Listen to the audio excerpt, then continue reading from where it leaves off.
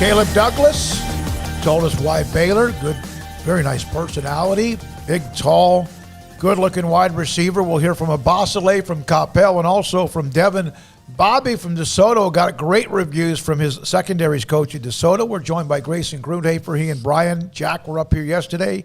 They have covered this like a blanket, and it has been amazing. And Grayson Grundhafer joins us, SicEm365 Radio recruiting analyst. Grayson, could you have imagined, even as confident at times as you might be, the run that Baylor's on right now? You know, I would say I think last weekend was kind of the tipping point where we kind of got to see what Baylor was going to be able to do when they got prospects on campus and kind of just where they were at with building relationships with recruits. And I think it all came to fruition last weekend. And I got to say, you know, when I talked to y'all last weekend heading into the visit, I was pretty confident that Baylor was going to land a significant number of prospects this week after the visits and after kind of the guys from the first visit got to lay out their recruitment a little bit more. Like you saw Caleb Douglas commit today, but, you know, he went on his visit last weekend. So he kind of took his time a little bit. But, yeah, I mean, I think after the first weekend, there was a lot of confidence that they could do it again, and they absolutely did. This Baylor staff is killing it right now on the recruiting trail. And I've mentioned this before, but it was all about the groundwork that they put in before the visits happened. Those relationships that were already built really just allowed kids to show up on campus and just get a feel for if Baylor was home or not. You know, it wasn't really a building a relationship type thing. Baylor had already done that. And so really the visit just kind of brings it all together, and they've done a great job of capitalizing on it. Grayson, what do you think the key was to just the wave of it? Like we've heard from Caleb Douglas and Dave Aranda. A lot of people have said Eric Mateos. Do you think it starts at the top with Dave Aranda of being able to close this all so rapidly? Yeah, I mean, I would hate to give credit to just one person, honestly, because I really think, like I said, it's just the groundwork that was put in place, because you got to remember they weren't able to see these guys. You know, this Baylor staff has had very limited face-to-face time with any of the commits in the class. So it was all about, you know, Zoom calls or FaceTimes or just phone calls in general, just trying to build a relationship. And for a lot of these guys, it was their first time on campus for an official visit. Some were able to come for unofficials during the month of June. But for the most part, it was just the one time they were all able to be together. And it really allowed this Baylor staff to continue building those relationships and to really show what they could do when recruits were on campus at Baylor. I will say, obviously, everything starts at the top. And the fact of the matter is Dave Aranda is a great recruiter. And Dave Aranda is a guy who is very driven to recruit well.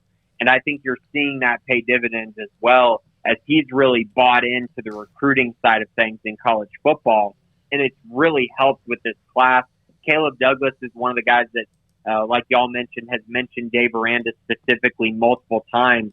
But I think a lot of the guys in this class would say, of all the schools recruiting me, the head coach that was the most active was Dave Aranda. So, Grayson, 6 offensive line commits, all out of the high school ranks. Do you feel like they're probably done there? And whether or not they are, do you feel like they've kind of addressed everything, which I guess goes hand in hand with the other question?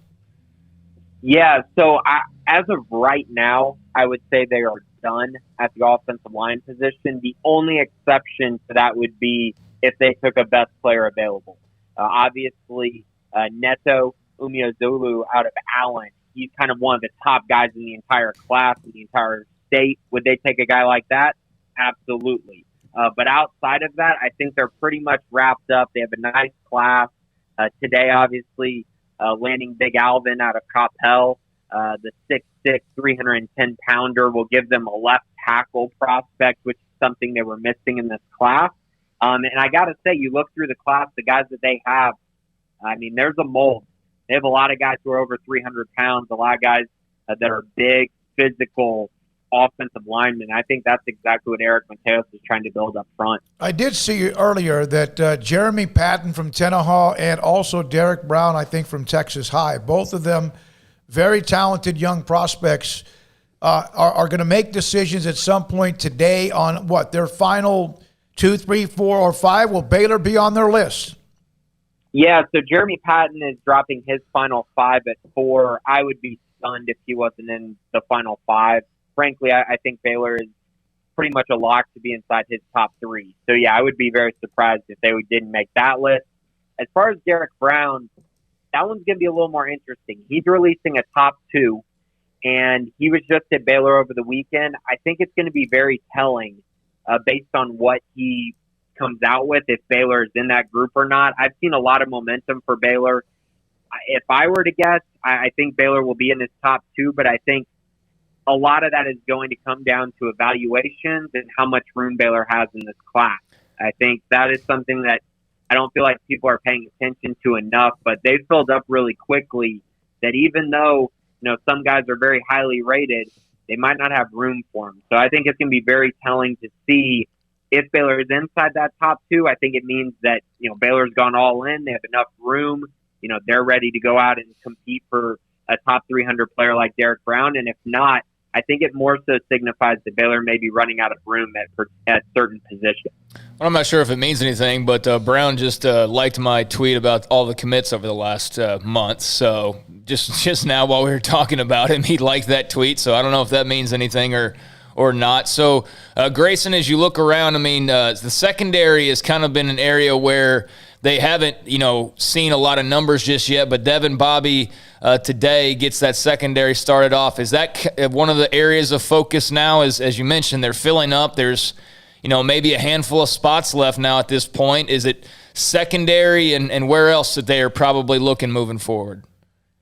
Yeah, definitely secondary. Obviously, Jalen Peoples decided to commit to Kansas over the weekend after his official visit at Baylor. So he won't be in this class. So Baylor's sitting at one defensive back commit, and that is Devin Bobby, who committed today. He, of course, took an official visit a little less than 2 weeks ago.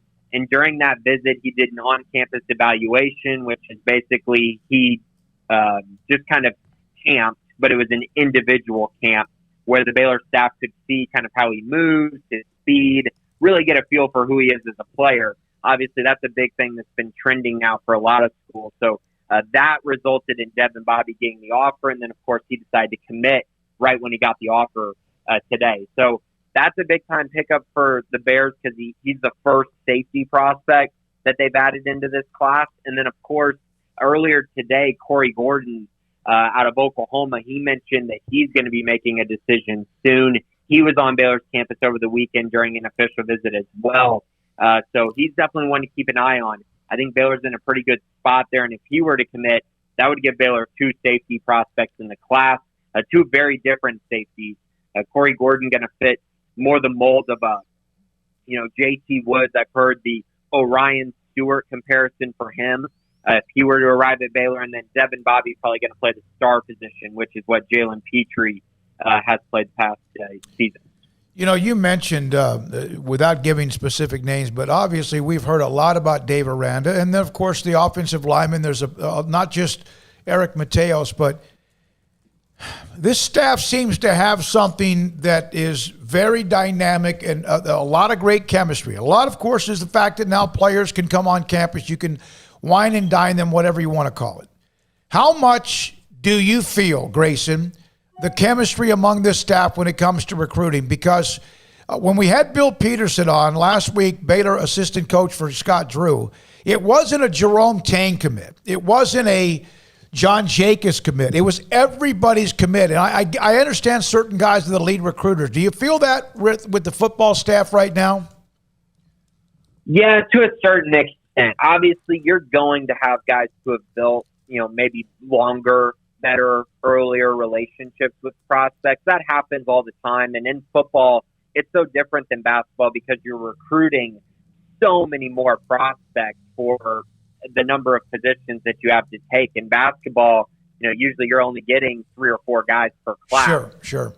So that changes things, of course. But I think the general idea of what you're bringing up is very, very correct. And I think the reason I say it is because I think what they've done is they've turned it into really a group effort. So yeah, okay, maybe James Blanchard built the early relationship with a prospect, and they know him really well, and that's a huge reason why they like Baylor.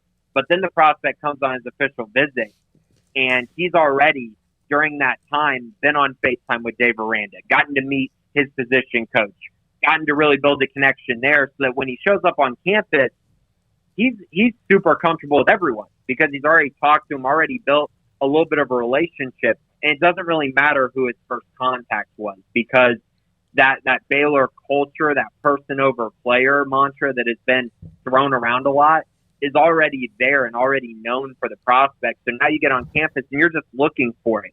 And when you see every single coach has it, I mean, that just kind of brings the whole thing together. And I think they know that in order to have a top 20 class, in order to really fight for a top 25 class every year, it has to be a group effort and everyone has to be on the same page and they have to be organized. And that's something they've really done a good job of. I'm going to say this, and Grayson, thanks for your time. I know that you've been covering the recruiting, Colt, Brian, Craig, and Grayson with Bearcast or whatever. But I have to tell you, I think what you've done and the combination of others, including the Sunday yesterday with Jack and Brian, I think the level of what you guys have done to saturate and cover the recruiting for Baylor football is insane. It's gone to a different level.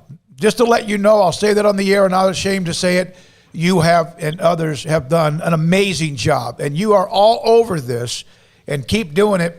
And thanks for your time.